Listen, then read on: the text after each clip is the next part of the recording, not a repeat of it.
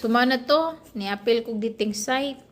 Naman ay nakagusto dayon sa ako. Na naka-interest ba?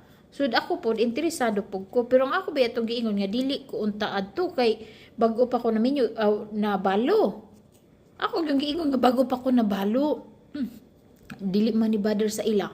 So motong nya ako po nagunahon na ako nga halaoy ba ako ra man usa dire. Unya org mamatay ko in my sleep. Unsa may mahitabo kinsa may mo claim sa ako kay wala ba ko dire ko adyo do wala ko kaayo na ngayog tabang sa mga Filipino community nga ako nakaila dire.